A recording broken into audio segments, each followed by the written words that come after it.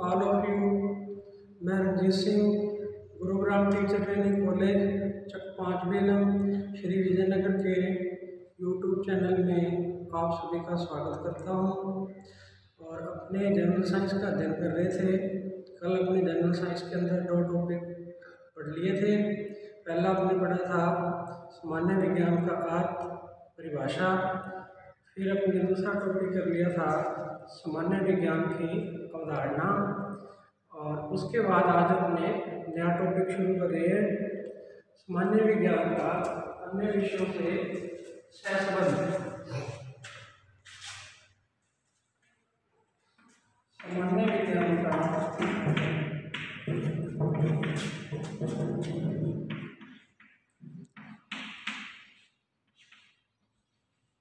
अन्य विषयों से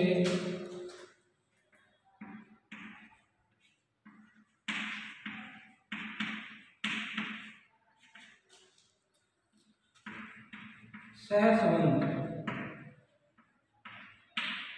correlation of general science with other subject. तो कोई भी विषय जो है अपने आप में परिपूर्ण नहीं होता। प्रत्येक विषय जो है एक व्यापक क्षेत्र वाला होता है और उस विषय को समझने के लिए हमें अन्य विषयों के ज्ञान की भी आवश्यकता पड़ती है। ठीक इसी प्रकार जो विज्ञान है या सामान्य विज्ञान जिसको अपने कहते हैं, उसके अंदर भी अपने को उसका ज्ञान जब विस्तृत रूप से ग्रहण करना है तो हमें जो अन्य संकाय होते हैं जैसे आर्ट्स है, एग्रीकल्चर है, कॉमर्स है, इन संकाय के जो विषय होते हैं अलग अलग, उनका भी अपने को ज्ञान इसके अंदर ग्रहण करना पड़ता है या उनके ज्ञान की भी अपने को आवश्यकता रहती है। तो सामान्य विज्ञान जो है या साइंस है जिसको अपने कहते हैं, इसके अंदर इसके जो विषय होते हैं, इसके जो उप विषय कह सकते हैं अपने को, उसके अंदर उन विषयों को भी आपस में एक दूसरे से संबंधित करके पढ़ाया जाता है या उनका ज्ञान अपने को ग्रहण करवाया जाता है। तो विज्ञान के जो उप विषय है उनको भी एक दूसरे से संबंधित करके पढ़ाया जाता है। वो उप विषय जो है अपने उनकी बात करने की थी। तो सामान्य विज्ञान के अंदर जो उप विषय हैं इसमें जैसे रसायन विज्ञान है, रसायन विज्ञान है जिसको अपने केमिस्ट्री का विषय है। फिर इसके अंदर जीव विज्ञान है जिसको अपने बायोलॉजी कहते हैं। और जीव विज्ञान के अंदर फिर अपने पढ़ा था 2 सब्जेक्ट हैं अपने पास, जंतु विज्ञान है और जिसको अपने जूलॉजी बोलते हैं। और दूसरा इसमें था वनस्पति विज्ञान, वनस्पति विज्ञान जिसे हम बॉटनी कहते हैं, बॉटनी कहते हैं। तो फिर इसी के अंदर एक विषय आपने पढ़ा था भौतिक विज्ञान है, भौतिक विज्ञान है जिसे हम फिजिक्स कहते हैं। तो ये सामान्य विज्ञान के उप विषय हैं। तो अब सामान्य विज्ञान जो है या विज्ञान है, इसका अपने जब ज्ञान ग्रहण करना है तो उसमें अपने इन विषयों को भी एक दूसरे से संबंधित इसके साथ करके उसका ज्ञान अपने को प्राप्त करना है। तो आज अपना टॉपिक ये है कि विज्ञान या सामान्य विज्ञान का अन्य विषयों से क्या संबंध है और अन्य विषयों से संबंध और उप विषयों से संबंध, इसमें अपने दोनों चीजें पढ़नी है। तो एक तो आ जाएगा इसमें सामान्य विज्ञान का अन्य विषयों से सहसंबंध और दूसरा आ जाएगा इसके अंदर सामान्य विज्ञान का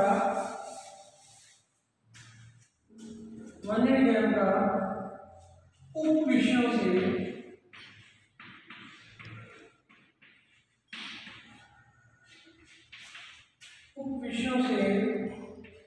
सहसंबंध।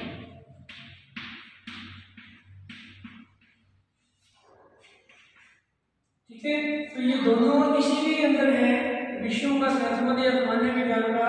तो इसमें दो टॉपिक बन गए अपने पास, सामान्य विज्ञान का अन्य विषयों से सहसंबंध। अन्य विषय जैसे अपने कह सकते हैं अन्य संकाय होते हैं, अन्य संकाय। ठीक है जी। अब अन्य संकाय के अंदर जैसे अपने पास आ जाता है एक तो वाणिज्य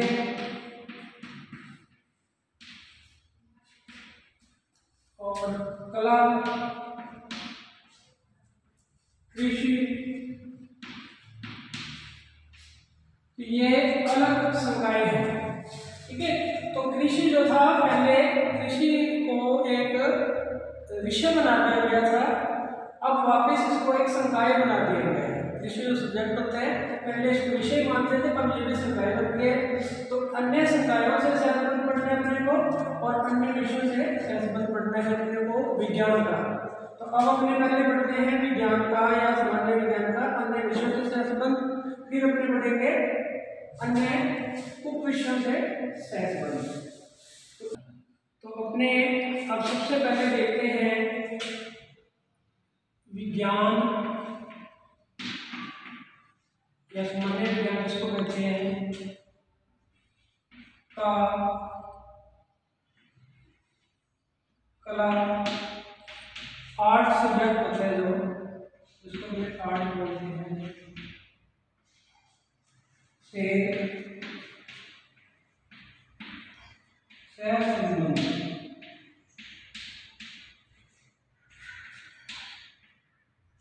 ठीक है, तो इसका मतलब हो गया correlation of science with art, या कला से जो है विज्ञान का संबंध क्या रहता है।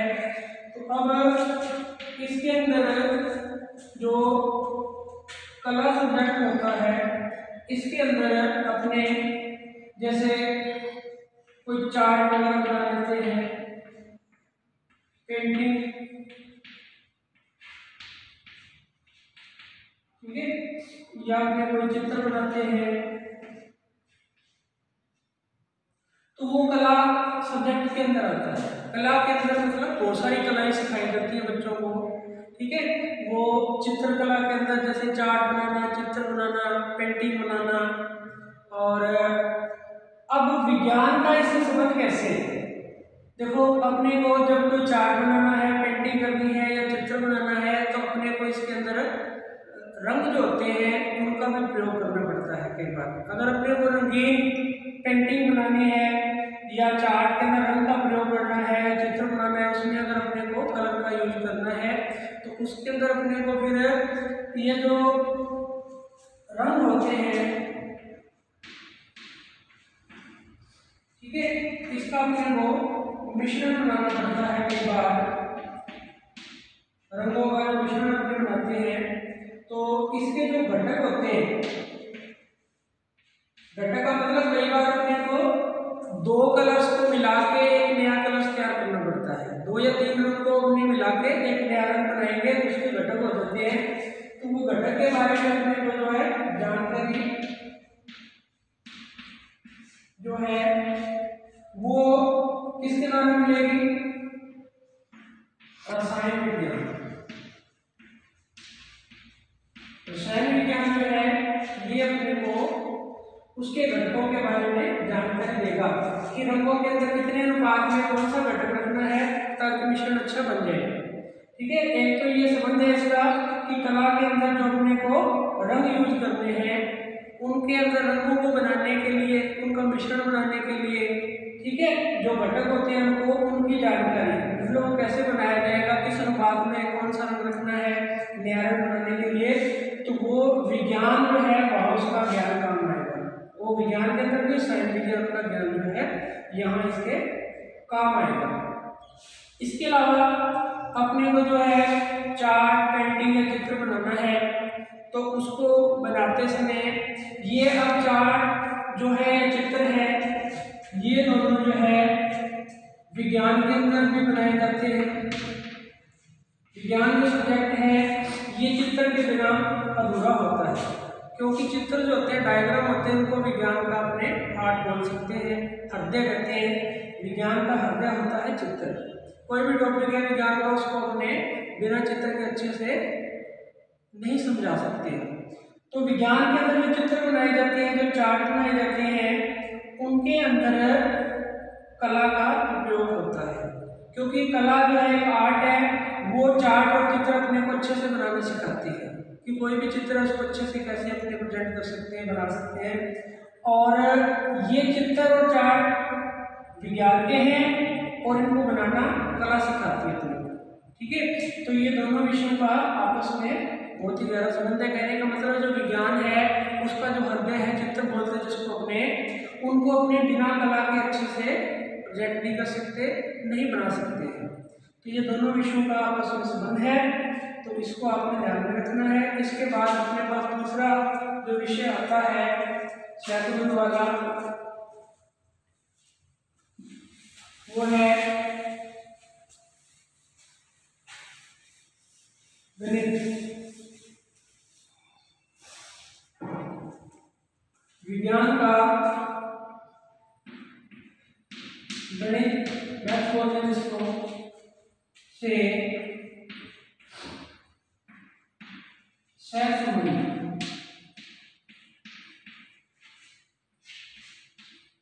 तो विज्ञान का विषय होता है, इसका गणित से भी बहुत अच्छा संबंध है।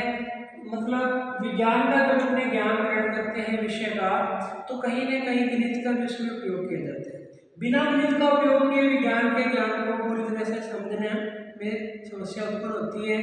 जैसे कई बार हम पढ़ते हैं कि विज्ञान के अंदर अपने को गणना करनी पड़ती है, जैसे अपने को कोई प्रयोग करना है, तो विज्ञान के अंदर जब कोई प्रयोग किया जाएगा तो उसके अंदर फिर उसका प्रेक्षण प्राप्त होगा अपने को प्रयोग का। तो प्रेक्षण जो है उसके अंदर आंकड़े हो सकते हैं। ठीक है, वो आंकड़े जो है अंकों में होंगे। ठीक है, और उनकी गणना जो है वो अपने गणित की सहायता से करेंगे। ठीक है, तो एक तो ये दोनों का आपस में संबंध है। विज्ञान के अंदर अपने को जब कोई प्रयोग करना होगा, प्रयोग करेंगे, एक्सपेरिमेंट करेंगे, तो उसके अंदर फिर अपने को प्रयोग का जो प्रेक्षण मिलेगा, उस प्रेक्षण के अंदर कई बार आंकड़े होते हैं। ठीक है, उन आंकड़ों को, अंकों को जब अपने गणना करेंगे तो उसमें अपने को गणित की सहायता लेनी पड़ेगी। ठीक है, इसके अलावा विज्ञान के अंदर कई बार कुछ ऐसे टॉपिक होते हैं, ठीक है, जैसे अपने सांख्यिकी होती है जो, इसको अपने गणित के अंदर और विज्ञान के अंदर दोनों के अंदर पढ़ते हैं। ठीक है, इसके अंदर अपने जैसे माध्य है, ठीक है, माध्यिका है, तो ये माध्य माध्यिका जो होते हैं ये गणित के अंदर और विज्ञान के अंदर दोनों के अंदर अपने पढ़े जाते हैं।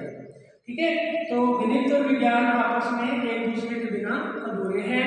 तो गणित का अपने को विज्ञान के अंदर बहुत सारी जगहों पे उपयोग करना पड़ता है। ठीक है, तो ये गणित का विज्ञान से सहसंबंध है। इसके बाद तीसरा अपने जो पढ़ेंगे इसका सहसंबंध है विज्ञान का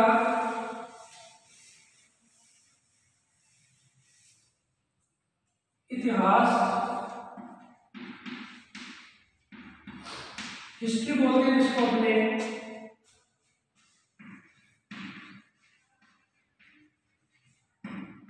से सहसंबंध।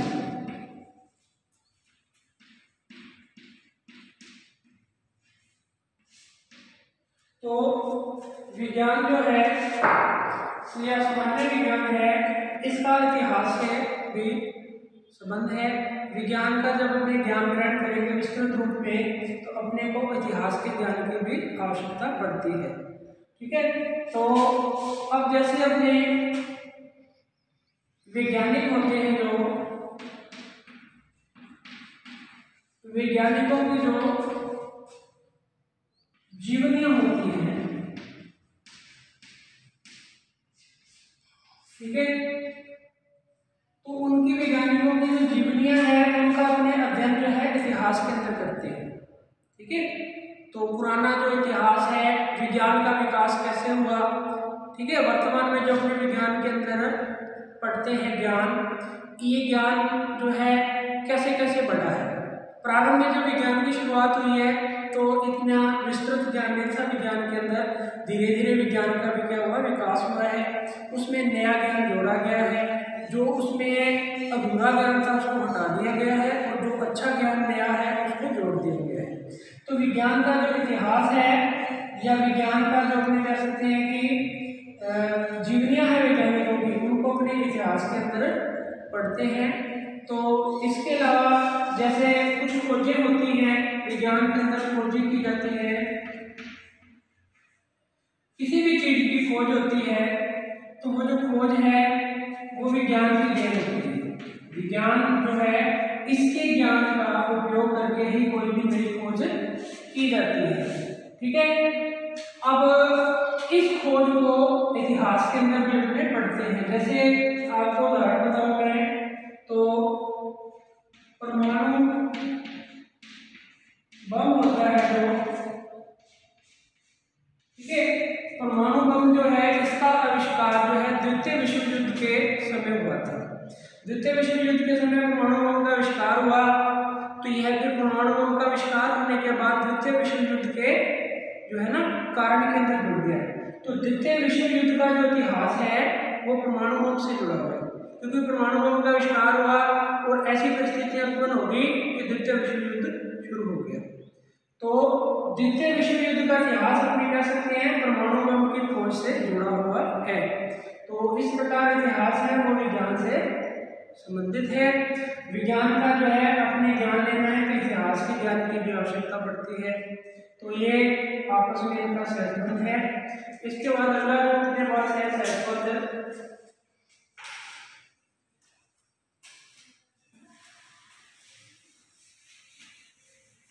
भूगोल से इसका सहसंबंध होता है। जियोग्राफी बोलते हैं इसको अपने। विज्ञान का भूगोल से सहसंबंध,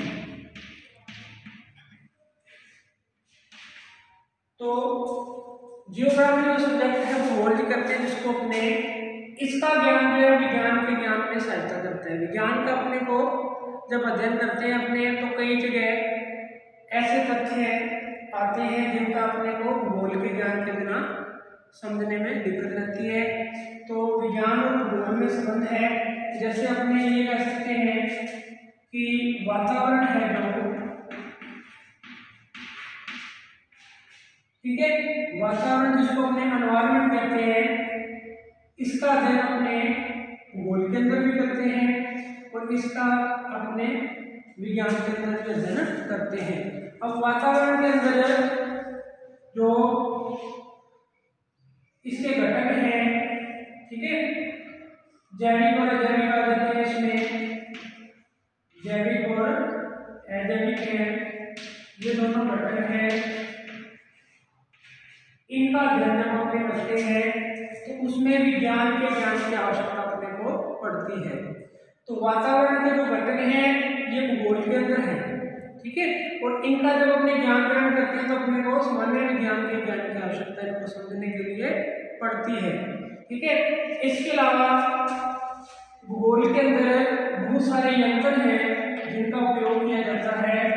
जैसे अपने कह सकते हैं कि वर्षा मापी, अब बरसात का मौसम चल रहा है तो बरसात जो है किसी जगह विशेष पे बरसात की मात्रा को जब जांचा जाता है या मापा जाता है, पता लगाया जाता है कि किसी विशेष जगह में कितनी मात्रा में बरसात हुई है, उसके लिए एक उपकरण का उपयोग करते हैं जिसको वर्षा मापी कहते हैं। तो वर्षा मापी जो है इसका आविष्कार या इसकी खोज या इसको बनाया गया है विज्ञान के ज्ञान की सहायता से। ठीक है, अब इसका उपयोग हो रहा है इसमें भूगोल विषय के ज्ञान को ग्रहण करने में। तो जो वर्षा मापी यंत्र है यह भूगोल के ज्ञान से संबंधित है और इसकी जो खोज है वो विज्ञान से संबंधित है। ठीक है, इसके अलावा अब जैसे थर्मामीटर होता है, थर्मामीटर का आविष्कार विज्ञान की देन है। ठीक है, अब थर्मामीटर की कार्य प्रणाली विज्ञान पे आधारित है और थर्मामीटर का उपयोग टेम्परेचर को मापने में करते हैं और यह भूगोल या जियोग्राफी के अंदर भी इसका ज्ञान रखने को ग्रहण करना पड़ता है। इसके अलावा बहुत सारी प्राकृतिक घटनाएं हैं, जैसे प्राकृतिक घटनाएं हैं या मानव निर्मित घटनाएं हैं, जैसे अपने कह सकते हैं कि ज्वार भाटा आता है जो समुद्र के अंदर। ठीक है, फिर अपने कह सकते हैं कि भूकंप आता है जी। ठीक है, फिर अपने कह सकते हैं तारों का टिमटिमाना।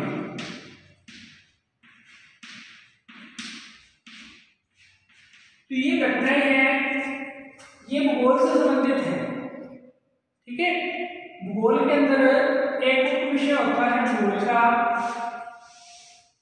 जिसको अपने भौतिक भूगोल कहते हैं। भौतिक भूगोल, तो भौतिक भूगोल के अंदर इन घटनाओं का अध्ययन किया जाता है और ये घटनाएं हैं ये विज्ञान से संबंधित है। इन घटनाओं को अच्छे से समझने के लिए विज्ञान की आवश्यकता पड़ती है और इन घटनाओं का अध्ययन जो है भूगोल के अंदर भी किया जाता है। ठीक है, तो ये विज्ञान का भूगोल या जियोग्राफी से संबंध है। अब इसके बाद अपने इसका जो है अगला विषय है उसका संबंध इससे पढ़ते हैं। तो अब अपने अगला जो विषय है विज्ञान से जिसका संबंध है वो है भाषा होती है, जो जिसको अपने लैंग्वेज बोलते हैं। विज्ञान का भाषा से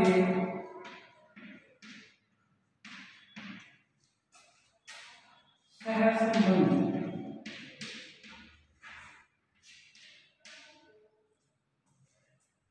ठीक है, correlation of science with language. जो भाषा होती है भी किसी भी विषय को या किसी भी विषय को ज्ञान को सभी लोगों तक पहुंचाने में भाषा का जो है बहुत बड़ा योगदान होता है। तो भाषा जो है यह बहुत सारे प्रकार की होती है, अपने को उसकी डिटेल नहीं पढ़नी है। तो किसी भी जो राष्ट्र की राष्ट्रीय भाषा होती है, ठीक है, वो जो भाषा है वो विज्ञान के ज्ञान को सभी जो है लोगों तक पहुंचाने में मदद करती है। किसी विषय का विकास तभी अच्छे से हो सकता है जब भाषा जो है उसकी सहायता करेगी। ठीक है, तो विज्ञान के अंदर जैसे हम देख रहे हैं नए नए जो प्रयोग होते हैं या नई जो खोजें होती हैं, ठीक है, या कोई नया आविष्कार होता है, इनको राष्ट्रीय